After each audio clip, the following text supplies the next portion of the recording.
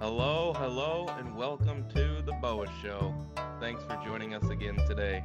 We've got a great guest that we'll introduce you to shortly, and it's definitely been another one of those weeks, hasn't it? Sorry you missed us last week, or should I say, sorry that we missed you. Um, that was kind of my bad. Oh, it was Been- all Ben's bad. Yeah, all my bad. So here we are again, ready to bring you a whole new episode. We think you're going to like this one. How are things on the Star Trek Enterprise, Captain Kirk? It's definitely, it's a whole new world out there. If you're not There's, on YouTube, you have an incentive to go check it out because you'll see exactly what I'm talking about. yep, I'm doing just well today, though, Ben. good. We got to knock out that housekeeping right out of the gate. If you're a fan of the BOA Show, make sure you've liked us on Facebook. Come join the community over there. We have not been posting a lot lately. I don't have any problem saying that because, well, life. But I do plan on getting back into sharing the good news pieces on there. We're getting back into the flow of the show. We may have a different release date going forward for a little bit, but we are also, looking at the verge of restrictions being eased and maybe Ben's basement being ready for future podcasts. And there are lots of cool things on the horizon. So make sure you've liked us on Facebook, wherever you get your podcast from, Apple, Google Play, Spotify, any of those awesome podcast locations. Make sure if you have the availability, click that subscribe button, leave us reviews. It makes a huge difference. If you're on YouTube, that's right, lower left-hand corner, click that subscribe button, little notification bell. If you're watching this right now, leave a comment down below, click that thumbs up button. It makes a huge difference, and we're actually seeing our numbers on YouTube go up slowly but surely because a couple of you out there are doing this. Wes, I'm looking right at you, Bubba, because you've been commenting on our videos and you've been clicking that like button. So, Yep. Wes Brown, big thank you You the from the man. boys at the BOA Show. That's what appreciation is, guys, because he's doing the little things. So thank you so much, Wes. You made my day. But Ben was absolutely right in saying that today we are joined by a good guest. Given the current topic, I'm going to label this video "Watch Before They Delete It." Yeah, no shit. That's the whole That's title. that's the title of this week's episode because I want people to share it. So apparently, if you put that in the title, people will share it away. But we do have Edo Gelbard. He went to Grand Valley Doctor State Edo. University. Yes. Well, I'll get to that, Ben. All right. He graduated from Grand Valley State University with a bachelor's of science in biopsychology, and he then went on to graduate from Saba University School of Medicine. He graduated in September of 2019 with honors, and he is also a veteran of the IDF Combat Unit Iron Dome, the Israeli forces, honorably discharged at the rank of sergeant. So he went over there to fulfill part of his commitment that his, family heritage, and the Israeli army is a big deal to people who have their heritage from there. So he went and fulfilled that commitment to them. So that's pretty cool. And as Ben said, he is a doctor. He is a medical doctor. They would say MD. He is currently working on getting the certifications for the United States. They obviously are an accredited university and he has all the qualifications, but you do have to go through the licensing and those kind of things either way. So he's going through those processes currently. But all of that is irrelevant because our talk today is all about the scientific process that goes into a lot of the debates that people are having right now. I do a good job of playing devil's advocate a couple of times to ask him some of those conspiracy questions that are out there. And I'm also someone where I'm not totally anti-vax, but I'm definitely into researching these things and trying to look more into them and trying to get more information. So I don't have any problem asking him those questions about vaccines that a lot of people have and a lot of people are concerned about. So what'd you think of the conversation with him, Ben? Well, for those who don't know, we have already spoken with him. He will Yeah, we're come up breaking the after. fourth wall. Yep. Yes, we are. I thought it was great. He's got a lot of good things to say. I respect his opinion, and he just it breeds a lot of deeper thought in the conversation we had today. Yes, and the end of the conversation is poignant because as we talk about on the show all the time, It's all about us doing our part. And, the fact is, whether you believe in this or not, whether it's any kind of an issue for you or not, there are people who are being dramatically affected by this, and we all Right. need to take them into consideration and be a little more empathetic about that. Less me, more we. That's right. And I can always get behind that, right, Ben? Absolutely. But you know how we should start this show? Um, a clip from CNN. I don't know what that is. Fake news. Oh, no, I was going to say with good news. That's what I meant.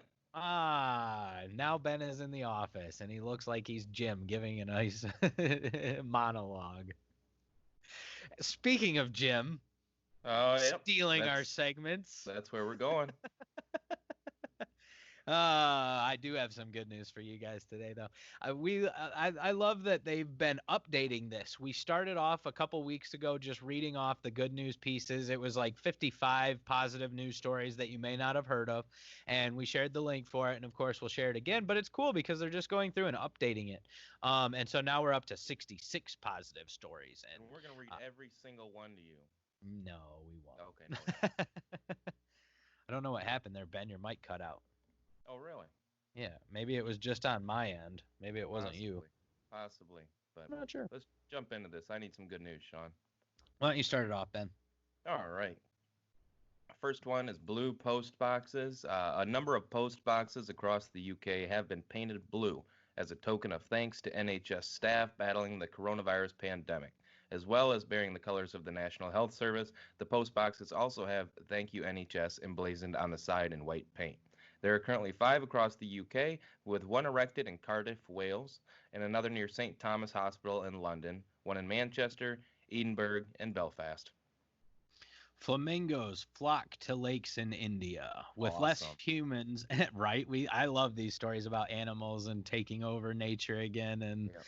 with less humans out and about, animals have frequently been roaming unexpected places. In India, flamingos have flocked in their thousands to lakes like this one in Mumbai, lighting up the lake in a shade of pink. And it's just a beautiful picture if you want to go and check out this link that we'll include because it looks really cool to see all the flamingos chilling in there. According to the Hindustan Times, there are currently 25% more flamingos in the Mumbai area than usually at this time of year. Colonel Tom Moore celebrates his birthday. Fundraiser and record breaker, see below, Tom Moore turned 100 years old last week, which was remarked by RAF flypast near where he lives, and an honorary promotion from a colonel ranking from captain in the Army. I think we talked about that one, if I remember right. So Yep. it's like an update to that one. That's kind of cool. The Yes, indeed. popular centenarian, 100-year-old, let's be normal here, guys, come on, was inundated with birthday cards from across the country. Housed in a local school hall pictured, it is estimated Colonel Moore received more than 140,000 birthday cards. That's pretty sweet considering that, like, the last time we had read that article, I'm pretty sure they were just asking for the cards. I don't think he'd even gotten a bunch of them yet. Right. Right. That's awesome. That is awesome. You think he's going to write a thank you to each one? No. So we also have countries easing restrictions. After successful periods of social distancing measures, some countries have started easing their lockdown restrictions. To kick off this week, New Zealand announced that there have been no more local transmissions of COVID-19, meaning some non-essential businesses, healthcare, and education can resume after a month of strict lockdown. Many people are still required to stay at home. The picture above shows Kiwi pro surfing champion Ava Henderson, who is actually really freaking good. If you guys are into surfing, check this chick out. She's returned surfing. In Spain, children have been allowed to outside for walks for the first time in weeks, and in China, some have returned to school. Now that is exciting. Intensive care units enjoy the sunshine. A COVID-19 patient in ITU is given some sun therapy. Whoever the two members of staff are, you are so kind and compassionate. Seeing this photo proves what we already know. This trust cares. And there's a lovely picture above it of the two nurses who are standing there with the patient. But last weekend in April blessed many parts of the UK with gloriously sunny weather. In this picture taken at Queen's Hospital in Romford, two ITU nurses took a COVID-19 patient outside to enjoy some of the warm weather and benefit from some of the vitamin D. And the UK coronavirus vaccine trials got underway on the 23rd of April. The first human trials of a potential COVID-19 vaccine went underway from the University of Oxford. Scientists working on the vaccine say that the injection they are developing has an 80% chance of success, reports Sky News. Which ties in lovely to the conversation that we have with our guest today. Absolutely. As we described, Edo Delbard, it's not necessarily about the doctor's credentials, although they help. What is nice is that it's just another perspective, which is what we're going for on this show. Right. I don't have any shortage of people who are the protesters out there either. So if we wanted to have them on, I could have an interesting debate with them, because just as much as I love playing devil's advocate to Edo, I would love to play devil's advocate to protesters. So maybe we do that next week. What do you think? Yeah, well, we'll see how I'm guessing it would just be Brandon. So he and I have 20 years experience yelling at each other. Why not do it for an hour on here? We'd probably get a lot of views with Brandon on this show. Oh God, you're right. He is yeah, interesting to say the least. Hey, maybe it would be BOWA show publicity. So I know he doesn't listen to this anyway, so I could just be like, yeah, Brandon, let's do it. Let's come on there and argue it. Yeah, I say we do it. Yeah, we'll have to see what his schedule shakes out for next week. Well, are there any rallies next week? I mean, I guess I could always just have a conversation with him on my own and just argue with him, and then we'll just plug it in. I think that's a good idea. There you go. What do you think? I say we start talking to Edo. Yeah, why don't we jump into that interview? It's a nice, long conversation. And there are a few cracks in the audio. I apologize for that. His internet connection got distorted a couple of times, but poignant nonetheless. Good quality conversation.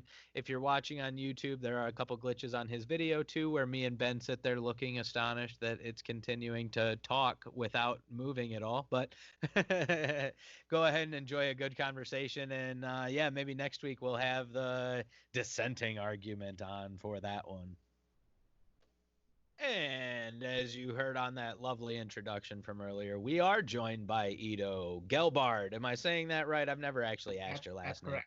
All right, that's all I can ask for. Dr. Edo. 100 out of 100 so far. That's right. Yes. And would you mind, as I've probably already said from the beginning, but just once again, run over those credentials for people, where you been, where you come from, that kind of stuff. All right, so I'm a recently graduated medical doctor. I went to school in Seba University School of Medicine. It's a Caribbean medical school, which is one of the 4 Caribbean medical schools with U.S. accreditation and U.S. financial aid. Mm-hmm. I graduated there with honors, and I did my clinical rotations here in New York. The entire 2 years I did in New York for the second half, after the basic sciences. And basically, I plan to get licensed here once I pass step 3. Currently, I'm not working with the COVID crisis because I didn't match this year, but the important thing to know is that I am a graduated physician. I'm a medical doctor, and even though that being the case, I don't want my credentials to be what guides the reason of what I say. I want the things I say to stand on their own ground. And the reason I'm here is to correct some assumptions that are floating around regarding COVID-19, regarding how to view this whole mess, basically. Excellent. Yeah, and I definitely think that it's more based around the way people are going about things than just the science themselves. It's a right way and a wrong way to do things. And when we're talking specifically here, the thing that brought this up is that we've seen that explosion of Facebook from Plandemic, and you said that you're not familiar with it, but they definitely use an excerpt from the two doctors in California who you're seeing the backlash for. Now, I actually not only watched the Plandemic when it came out, but I watched the original full release of those doctors from California.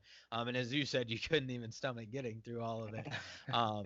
The moment, as I said, when I knew that they were while they had a pure agenda, their arguments were intentionally disingenuous. That I could recognize that from the fact that they are both physicians, they're both trained in the sciences, and the error that they made was so egregious to a scientist that that they're doing this on purpose.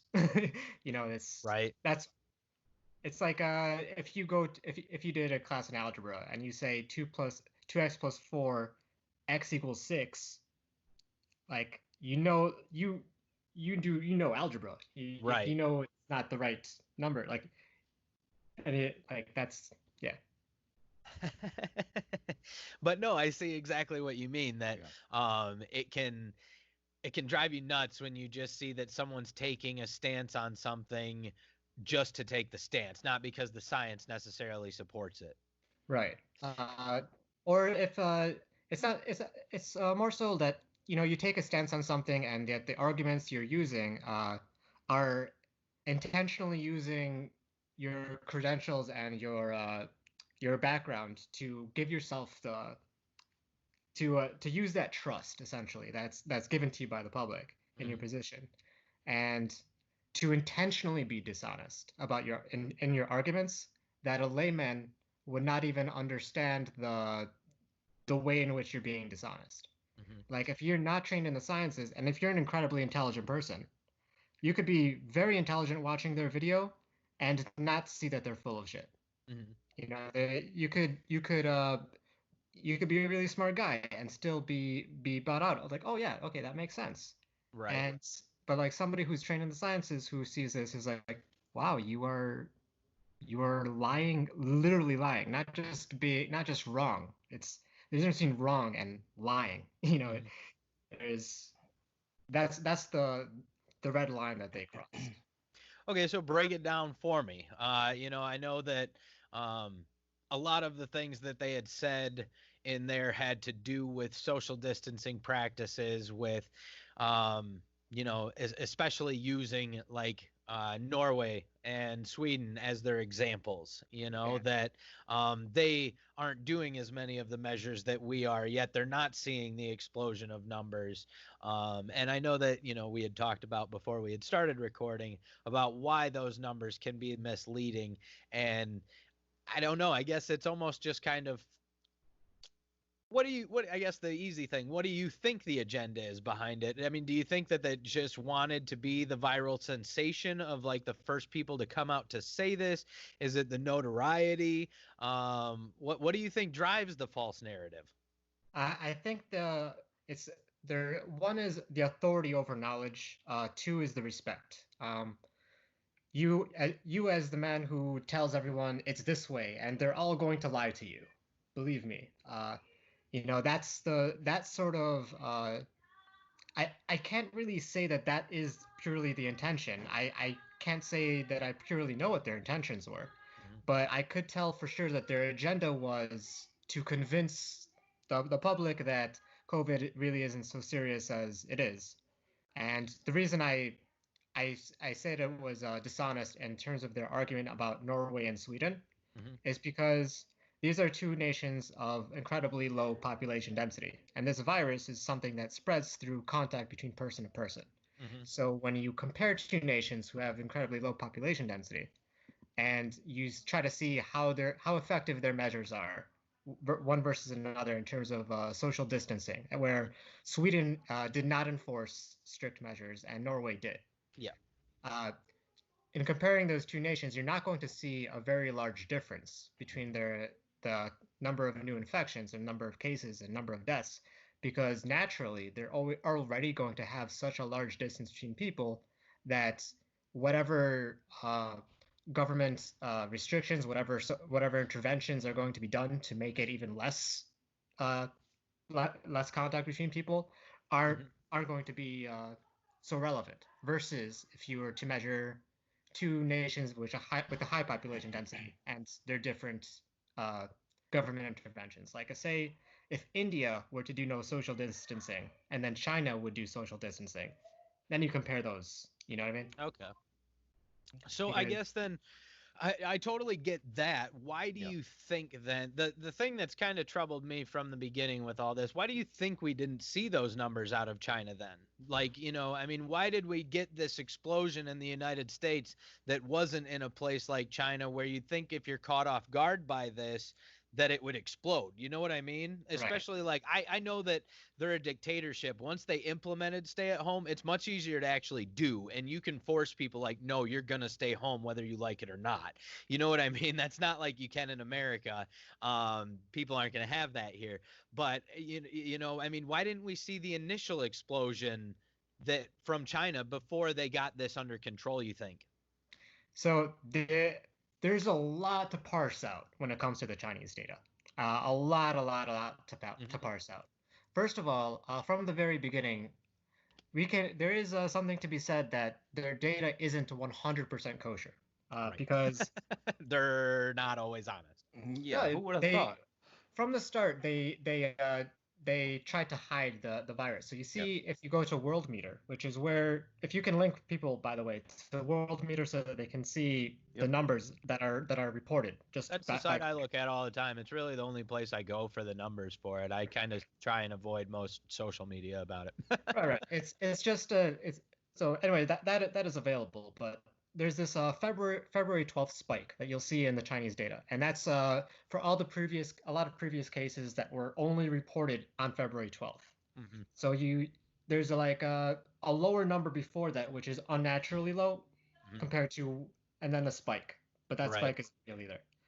So that being said, even if they aren't 100% honest in how many cases they originally had or how many cases they've had since, if it were to follow anything close to a natural curve in terms of the trajectory of new infections, it would be impossible, and I mean impossible, to fabricate the fact that they've beaten this virus, because there would be millions dead and tens of millions infected if it would follow a natural curve in China, because it's exponential. It's like this day it affects 10,000.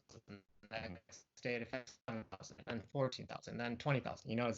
It's one of those. That's just how it works. So by the time they were getting thousands of infections a day, and that was in early February, late February, so mid-February. Fuck it, that's somewhere around there. That's what I recall. If that wouldn't be the case, then you would see it. The reason I feel that they were so successful otherwise, in terms of controlling this virus, is simply that they enforced a very, very strict social distancing regimen, a very, very strict quarantine. And this a strict quarantine, by the way, if you would close off every American in their home for 3 weeks, this virus would die. You know what I mean? Every single American would be isolated from every single other American, this virus would die. Same thing in China. If everybody was isolated, that's how it would work. But theirs came as close to that as possible. Now, I'm not going to say that an authoritarian dystopian regime is the way to go. It just means that in this case, the enforcement of strict measures was successful. That makes a lot of sense. Yeah, I don't know what they did with any of the sick patients which went against these social measures. There's all these stories that we probably don't know. But that said, we could have. I don't think we should necessarily so much compare ourselves to China, just because our regimes are different. We are different societies. I believe it's more responsible to compare ourselves to European nations with a developed democracy with a similar structure. And that's the struggle, is that population-wise, we dwarf all those European countries. We're much more similar to that India, China, but unfortunately, we also don't have the same government structures that they do. So, Right. Right. So when we compare other nations with a lower population, it's actually much easier because we can just use per capita data. mhm. We know how many tests we have per capita. We know how many new cases per capita we have per day. We know how many new deaths we have per day per capita. And also, more than that, it's about following the trend versus the previous days and weeks. Mhm. So when you look at these graphs on Worldometer, which is why I mentioned it several times, as you can see the trajectory of the new infections. So when you look at the new infections daily, you see that we went up to 30,000, around 30,000 infections per day, Mhm. and we've stayed around that line. Uh, Whereas other nations which had effective social distancing measures and enforced them clearly, and masks and everything, Mhm. their trend went up and then it goes back down. It follows what's called a bell curve. So where it rises exponentially, then decreases gradually. Mhm. That makes sense. I mean, and before we had started talking, you and I had kind of mentioned how it would be easier for me to try and kind of play devil's advocate on some of these questions, to try and make things uh for those people out there who have to deal with a lot of stubborn No, people. Maybe we give them a little bit of ammo when they're out there in the world and dealing with these things. So I mean, one of the things that I've run into a lot that you hear, and I would love to hear the perspective of a doctor on this one. It's the first time ever that we're quarantining healthy people. You know what I yeah, mean? Where that goes so against the norm that it really resonated with a lot of people. Like, no, that's not the way you do it. You keep sick people at home. You know what I mean? right. Like, and so that's one of the quickest ways that people have kind of come out saying, I mean, when let's just call a spade a spade, there are a lot of conspiracy theories around COVID. It's the main Yeah. reason why those doctors did anything. It's the reason why that stupid pandemic video got shared far more than our podcast videos Uh, did. it's that old American saying, "Not in my backyard." Yeah. Yeah. It's once it affects me, then it's serious. Right. Hmm. But the when it comes to the The healthy reasoning people. for Yeah. yeah, Reason. the reasoning for healthy people being quarantined and for the social distancing is that because those are exactly the people who are going to be most infectious. If you're a immunocompromised person, you are going to get a severe infection and you're going to be very viral, but very soon after you're viral, you're going to need help and get help. You know what Hmm. I mean? Whereas if you're a healthy young adult, you may have mild symptoms, and you're going to be viral, you're going to be infectious for much longer, while s- not even noticing that you have And still anything and wrong still with you. spreading it. That's what's so Yeah, dangerous is and that it takes, can be 2 weeks before anybody, especially a healthy person like I would consider myself, I could be giving it to thousands of people in those 2 weeks. right. That's why, like, comparing it to like the flu, everybody says, oh well, people die from the flu and all that, and but I'm hearing also people saying, well, yeah, but when you get the flu, like let's say I go to Sean's house, he's sick, I come home and the next day I'm probably sick, so I don't go out, right? I've got the flu. Where with coronavirus, it could be 2 weeks and I'm just going about my day and still spreading it. Well, there's an interesting comparison with the flu. So when it comes to the what we call the incubation period, how long you between you get infected and how long you have symptoms. Hmm. For COVID-19, we know is between 2 and 14 days. That's not so dissimilar from influenza. Mm. That being said, influenza is far less deadly. Even if you were to believe there's these new studies that show we have much more people infected than previously thought. The two studies out of California, I think, one from Stanford, one from sorry, San Antonio County. I forgot. There's these two counties in California that did these studies that showed that COVID might be more widespread than it is, and that it's less deadly than previously thought. Right. Like if Those everybody's got it and 50,000 people have died, that's actually a pretty small number. But it would be very encouraging. right. But I mean, I even like published this on Facebook. This would be encouraging. There were some issues with those studies, including the antibody test itself, that it wasn't as specific.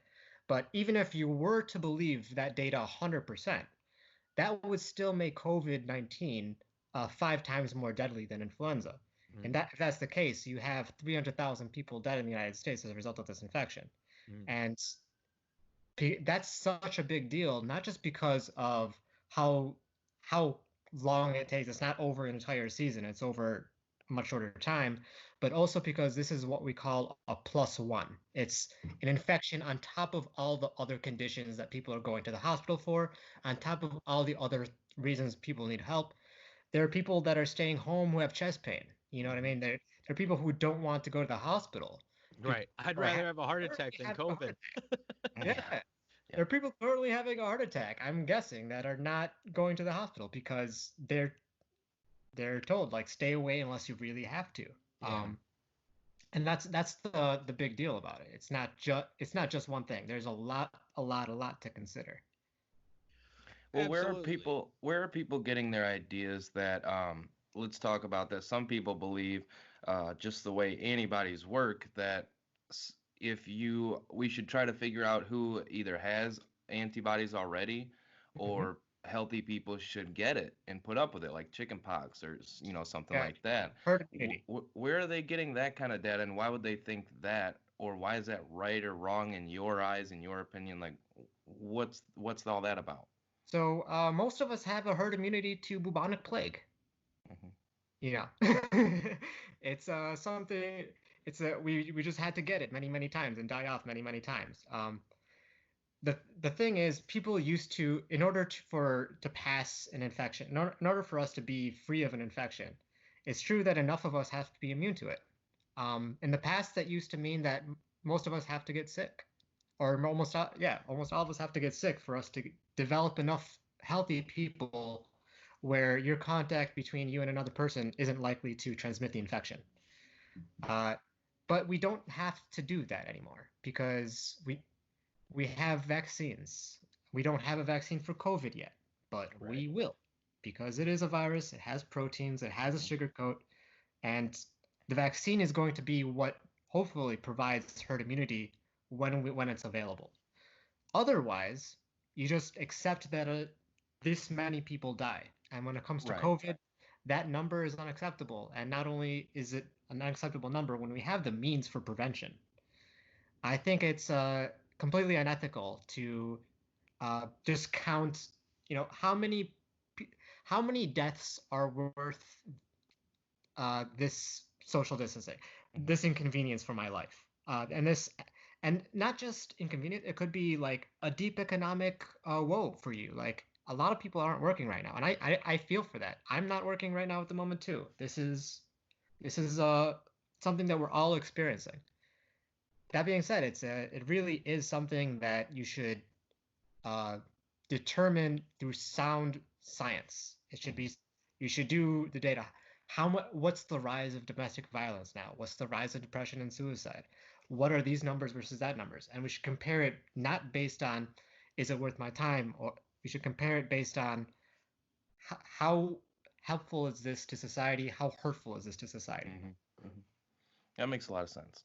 Science, numbers. Yeah. Science, yeah, numbers. Who would have thought? I just go on to Fox News for all of my information. Rush Limbaugh seems to always have scientific backing.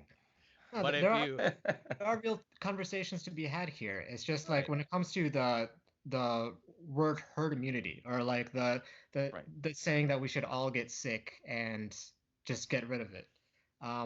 That those two things are ignoring, or they use these science words, but they're ignoring the principles of what it is. There are real conversations to be had. We don't know precisely how the social distancing is impacting people in their lives negatively versus positively 100%. These are studies that have to be done.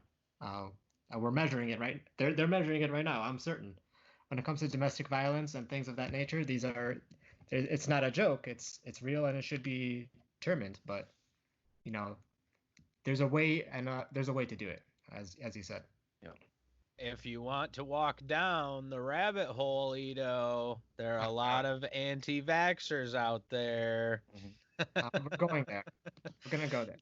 Now, this is an easy one for me to play devil's advocate on, because I do have some issues out there. Now, granted, I am not the very outspoken anti-vaxxer that there are a lot of them out there, but I'm definitely someone who, like, before I do something, I'm going to research it myself, and I feel like most people should at least be that, but how trusting can you be of a vaccine that they are rushing to get out because it's something that they say we need to return to a sense of normal life?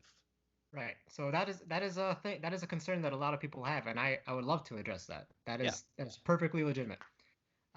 So there's several things.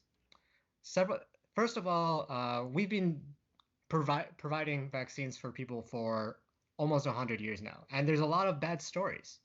So say when it comes to the polio vaccine, there's the Salk vaccine, which is the dead vaccine, versus I forgot what it's called, is the live attenuated version, where they gave a small amount of live polio.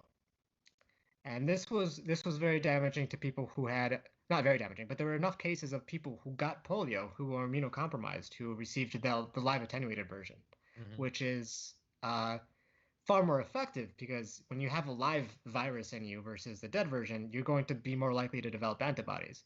But when you have enough cases out of a million pop that develop polio, like, is it really much better? Are you really helping people? And are you irresponsible and not telling people that this is a risk? And there's other things like there's egg and shellfish that are used in the production of these vaccines often, and these could provide an allergic reaction. Now, when you get a vaccine at a physician's office, at a doctor's office, you're not just getting the vaccine. You're getting if it has egg or shellfish. First of all, they ask you if you have these allergies. It's part of their job. And even if you don't know, if you say no, after you get the vaccine, you stay for a short while, because they have to see if there's swelling, they have to see if there's a reaction, which could easily be counteracted with epinephrine.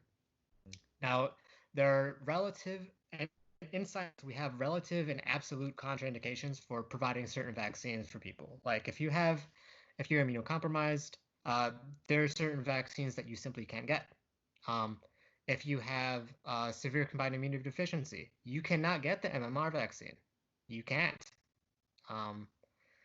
But so that being said, we have a long time in the scientific community of this history of where vaccines went good, where they went bad, and we know what makes a vaccine potentially dangerous, or for certain people, or not at all. Now, when it comes to the COVID-19 vaccine, the concern shouldn't be so much safety, because we know how to make a vaccine safely.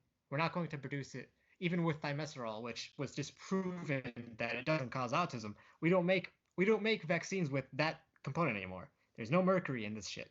That's gone.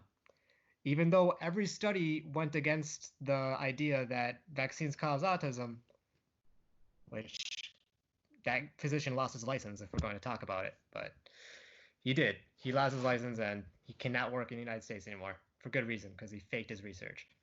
But even though all that research is negative, there's another way to produce a vaccine. We don't have to produce it with thimerosal. It's right. That simple.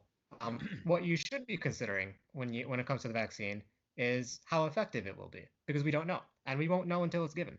That's the simple truth. We cannot, whatever clinical trials are done with this, it's not going to be as good as population level data. And when it comes down to it, the hope is that it's effective in at least 80% of people, because if it's effective in at least 80% of people, then we're going to get a herd immunity. But we don't even know the titer levels, the concentration of antibodies in your blood that you need to be not infectious, to not get the infection. These are all things that need to be studied, and it needs to be studied but within the scientific community, and they're doing it very rigorously, especially because of all this misinformation. I feel that they're dotting their I's and crossing their T's everywhere in the world. There's obviously the first one. Everyone wants to be the first one that comes out with a vaccine, but I tell you, you don't want to be the first guy who comes out with a vaccine, because everyone else in the scientific community is going to peer review that shit into the ground before it's given. Yeah, You know, they're going to be the most scrutinized people that exist. it's a lot of Uh, pressure. So Yeah, I mean, it's a lot of pressure. That being said, there are governments around the world, institutions around the world, I should say, that are competing in getting a vaccine out there, and they're sharing all their research. There's a new target for the COVID-19, a new protein target, which is encouraging because you want a protein target versus a sugar target because proteins are much more effective when it comes to developing immunity, and that's encouraging. We'll see where it goes.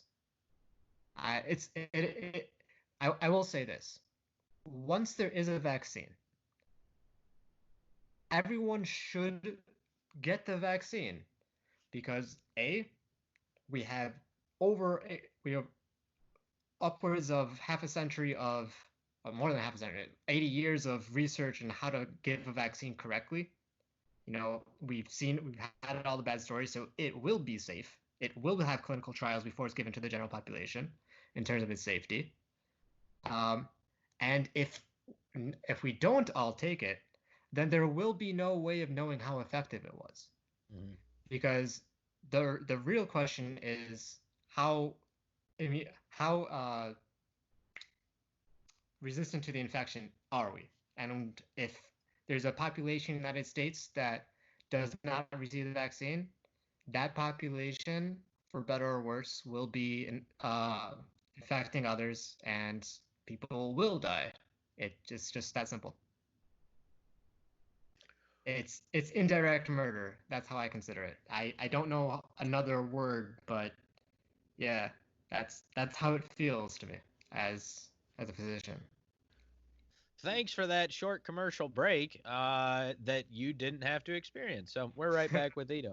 Edo, I have to say, one of the most common questions when it comes to vaccines, and maybe you can help clear this one up, is if everybody else gets it, why do I have to get it? You know what I mean? Like, if everybody else is protected and I'm not concerned about myself, why do I need the vaccine?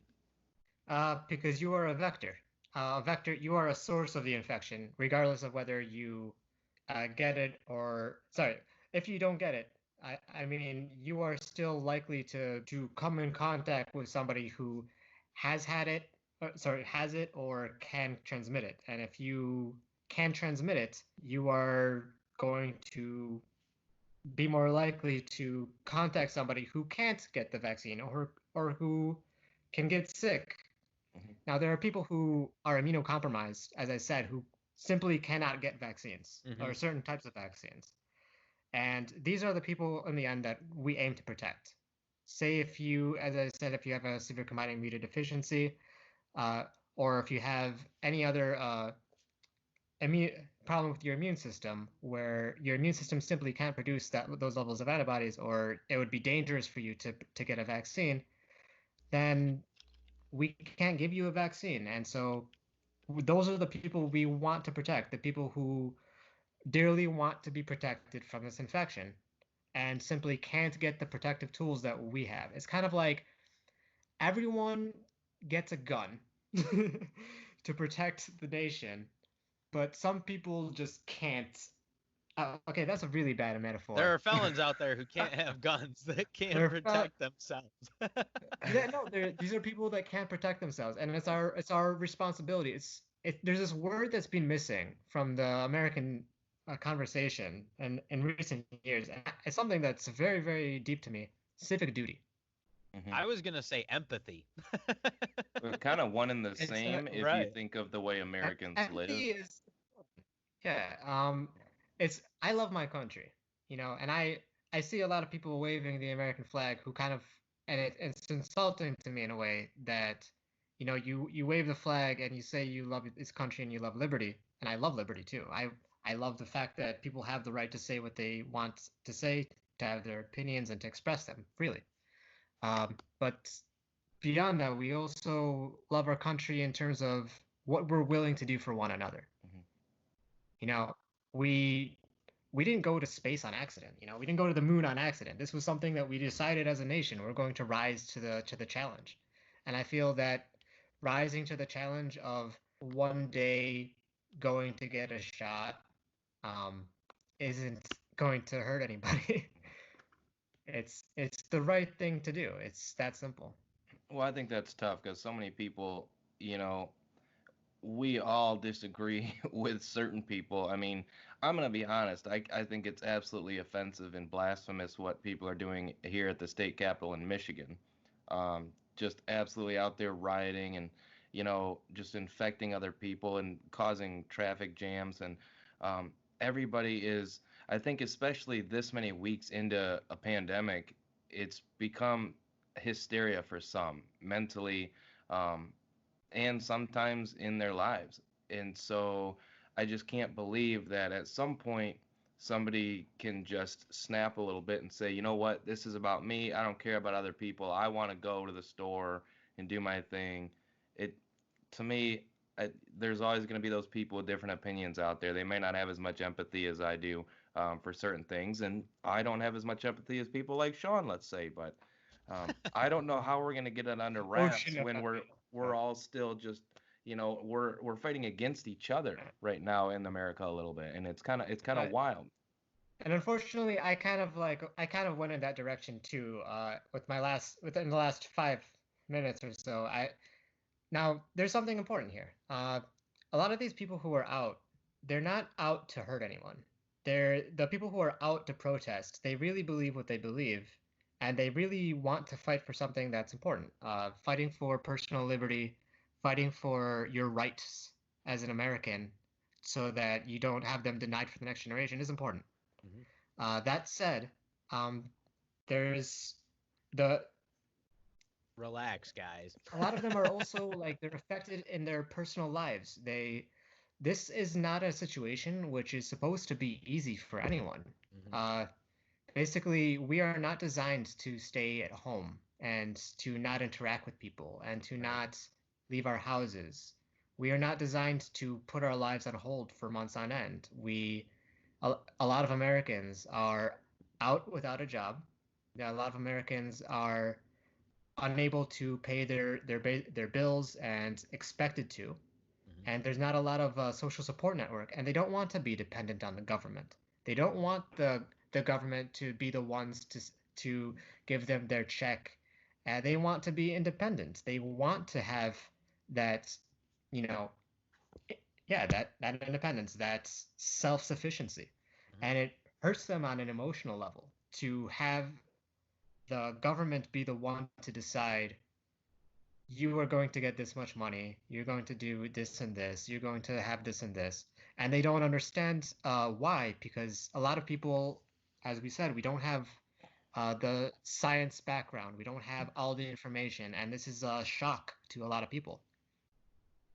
My only thing to say to that is the people who are working now in hospitals, my friends who are residents in hospitals, who are not properly protected, who are risking their lives every day, um, and my friends who are diabetics, and my father who is a diabetic who has Crohn's disease. These are not dumb people. These are people who have gone through all. So my father who's a physician and my friends who are working in the hospitals right now, they have gone through years and years and years of very meticulous and like the drudgery of learning all of this stuff. And it's not just this scientist's opinion versus that scientist's opinion, or that doctor's opinion versus this doctor's opinion, because it's really the entire scientific and medical community versus several people with agendas who are dishonest and basically doing what they can to hurt our country. That's like the woman who released Pandemic and those two physicians in California. What they have done is simply unforgivable, and it has confused so many people who are otherwise intelligent people, who are otherwise compassionate and empathetic, and who want everyone to do well and be well, but they're getting this information that they just don't know how to how to parse out correctly. Right. So I don't when I see a lot of these protesters, it's easy for me to think for the first to get that reaction, to get angry. It's easy for me to feel emotional about this because there is an emotional component. I know that when I see them in the street and they're not wearing their masks and they're close to one another, this is a epicenter of infection. What is happening? I know that. I am certain of it when I see it. But I am also empathetic and I am also compassionate towards them. And the entire point of this entire thing is not so that I can show them that I have an authority over knowledge that they don't. It's not so that I can be like, I'm the doctor and you're dumb. No, it's we're all humans going through this, and the entire thing, all we have to do to get through this is stand alone. Sorry, stand together apart from one another. We have to stand together apart. That's it. And that's an easy ending for it right there. Care about each other, guys. You know, I'm okay with the protesters because of the fact that, like, them being so quick to the trigger about "don't you dare take away my rights." They took our jobs. They took our jobs. If there are people who are really quick on that trigger, it does keep the government in check. You know, where you got to be like, God damn, Michigan, those crazy militia guys are out there again. But you know, there's a right way and a wrong way to do things. You can protest, and you know, I think a lot of those people who are upset that Colin Kaepernick took a knee during the national anthem are the same people who might not be protesting the right way right now. Oh. You know, I'm just saying, there's a right way and a wrong way to do individual things. Oh boy, we're really crossing there, really reaching. I told you there's a level of individual hypocrisy that I'm not going to get into, but yeah, we don't have to. I feel that when it comes down to the concepts that we have in this nation are very important to preserve. I feel that some of them we don't preserve enough. Don't tread on me, liberty, freedom. Those are tremendously important because we do not want to be like China. Even though they were successful in this infection, we are not an authoritarian dystopia. We are allowed to say what we want on the internet. You're not going to get shut down. You know, it's important to preserve that individual liberty. That said, we've forgotten some things in the last 10, 20 years, I feel. We've forgotten civic duty. We've forgotten don't ask what your country can do for you, ask what you can do for your country. There's certain levels of things that we need to do together as a society in order to remain a society. You know, they said, I forgot who said this, but they say a nation divided cannot stand. Mm-hmm. You know, and that's important. That's true. It's a part of the entire thing. We made a union.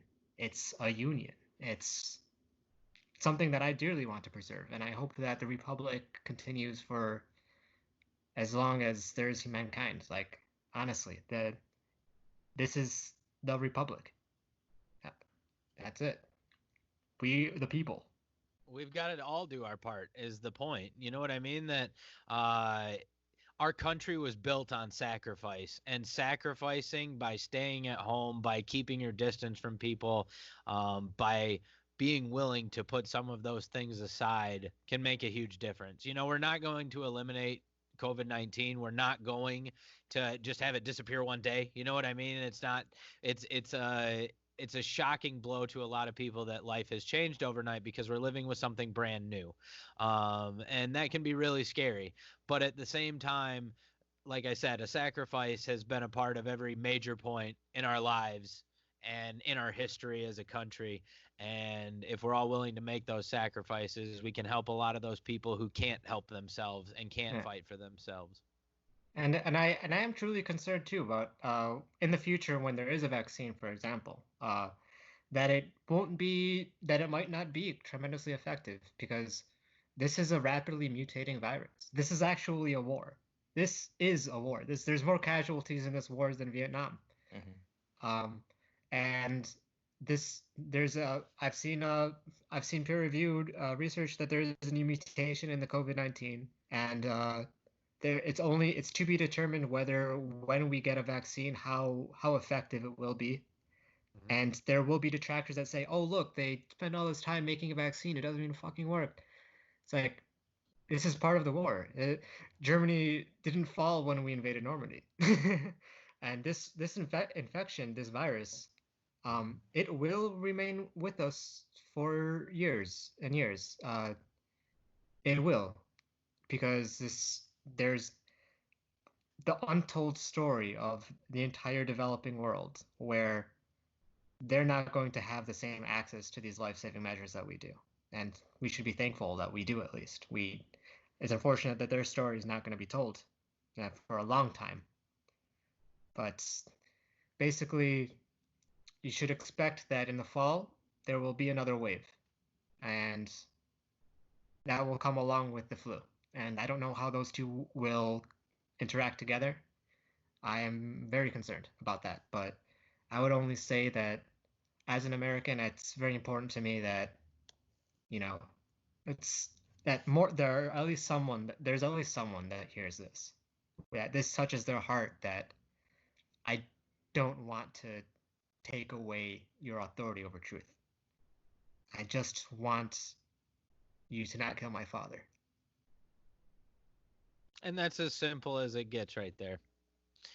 Because it's the voice for the voiceless, the people who are at home that can't do anything, the people who, like you said, aren't going to be able to get this vaccine, the people who are immunocompromised, and we know for a fact that this is hitting much worse than a majority of us. I looked at it right from the beginning, like, even if it's not that bad for me, the fact that people are dying who wouldn't otherwise be dying if this wasn't here means that I can do my part to fight it too. I don't care if somebody has diabetes. You can live for years and years and years with diabetes. You know what I mean? You can't live for years and years and years with COVID-19 and diabetes. Right. So it's that simple fact that they would be here for a long time if it wasn't for this. So I don't need to hear that shit that these are just expendable people and that numbers are just numbers. People are dying no matter what. I don't care if it's 5 people or 50,000 people, even if you want to call the numbers a lie or anything else. If 5 people have died and we could have done something to prevent it, I'll feel bad about those 5 people. That's how pro-life I am. I think it was the lieutenant governor of Texas who said that his citizens would prefer for some of them to die and keep the economy going. Like, they would make that personal sacrifice. I don't know a single human being who prefers to take the personal sacrifice of dying from COVID. Right. As far as God, yeah. now, as a physician, there's a lot of ways to die that I've heard of. And in terms of ways to die, it's not the worst way to die. There's a lot worse ways to die, but it's still death. It's final. And it's something that we could have done something to try and slow the spread. So we're seeing positive signs. Like you said, there are little things. We always start this show off with a segment called I've Got Some Good News For You. And so we probably have already at the beginning of this episode, which we haven't recorded yet, will inevitably have a bunch of good positive news pieces about this COVID-19. So we're trying to find those. The new viral target for the vaccine. That was something exactly. You gave us a positive news piece already on here. So we've got multiple throughout the episode, but and CBD is protective for the cytokine storm. Hey, there you go. I'm a big proponent of CBD. It's to be determined how much. It's a new study that came out of Tel Aviv. I don't know how peer reviewed it is. I haven't. I read it from a secondary source, and there's some other studies out there that support the claim, and there is a sound theory behind it. But it's something to consider. If you like CBD, go for it. Yeah. All right. If we all do our part, we can make this a little bit better. And Edo, I am sure that there is going to continue to be more things that come out in the future if we're all still cooped up at home. So maybe you can be another guest in the next couple weeks if we continue to ramp up with these lovely arguments. Yep, I love it. I love it. That'd be awesome. So thank you so much for joining us, Edo. Thanks, man. You guys have a beautiful day and be safe. Beautiful. A good conversation. And ending on that positive note, just like we always try to all the time. So thanks, Edo, for joining us. As we said during the interview, he'll probably be a guest in the future as well. Who knows when this godforsaken virus will run its course, when things will play out, how long things are going to take. Who knows? So it'll probably be a conversation we can have a couple of times with him. Definitely. I don't think this is going anywhere soon. Right. So thank you, Edo, for joining us. Yes, thank you. Would love to end this show, though, on a high note, because it's important that you remember to laugh in life. And we have some good comedy today, don't we, Ben? Yeah, we've got some comedy. This one comes from David Arnold from the Laugh Factory. You know we love the Laugh Factory. It's good shit.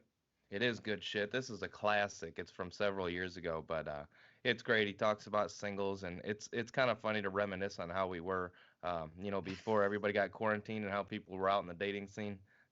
You mean when people actually went out? It's nuts. Yeah, exactly. Enjoy.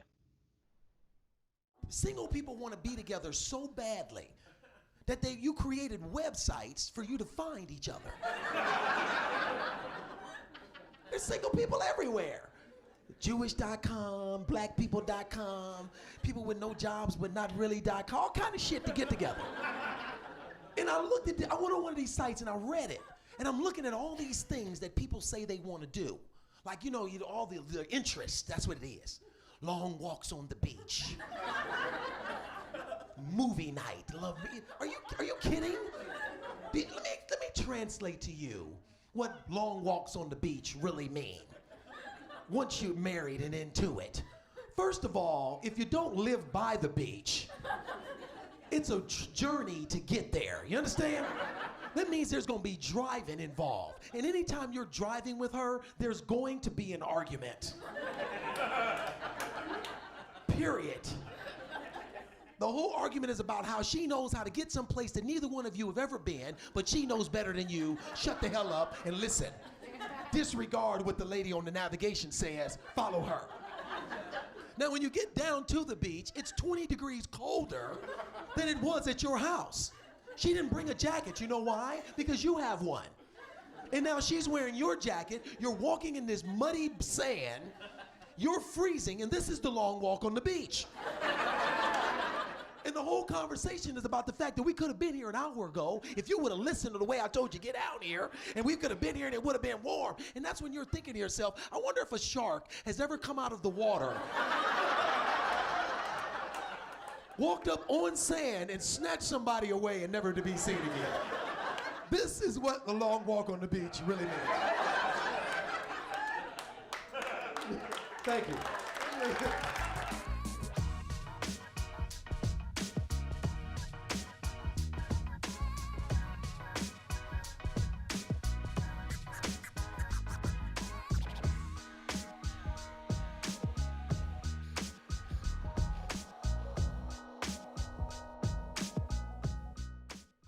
Good stuff. I told you. Short, sweet, and to the point this week. We let Edo do the talking this week. Yeah, it was a breeze of an episode for us. Yes, definitely.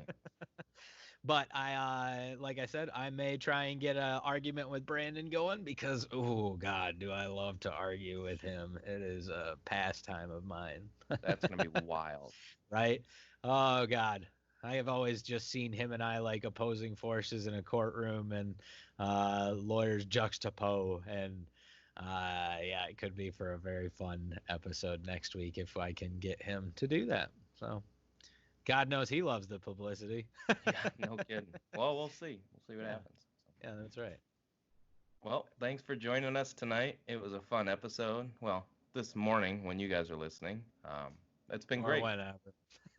Who knows? It all trickles in throughout the week now at this point anyway. But yeah, we love you guys. I hope you're keeping sane in quarantine. If you're not, reach out to somebody because seriously, it's easy to go nuts when you're sitting at home. Like we've started acclimating back to work and such for construction. And as soon as you get out into the world and you start interacting with people again and you realize that like you are going nuts sitting at home, even if you don't realize it, it's a big deal for you. So get outside, enjoy some fresh air, do something to break up the routine for yourself because it's easy to go nuts when you're just sitting at home all the time. So be safe, practice that social distancing, but you can still spread some love, tackle today, and as always, make the best of what's around. Asa. Asa.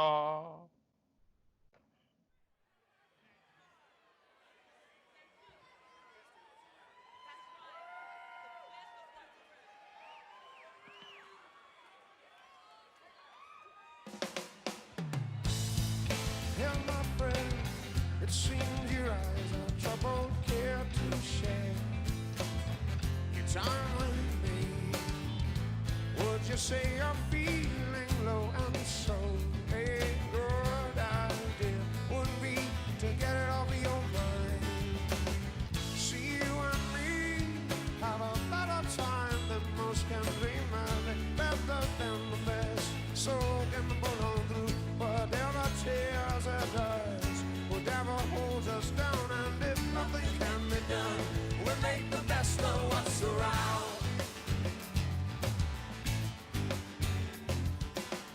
Turns out not well, but who you're with, that really matters. That really matters, yeah. And hurts not much when you're around. When you're around, and if you hold on tight to what you think is your thing, you might find you're missing all the rest. Well, she ran up into the light, surprised. Her arms are open, her mind's eyes, seeing things from another side than most can dream of, better than the best. So can pull on through whatever tears it does, whatever holds us down, and if nothing can be done, she'll make the best of what's around.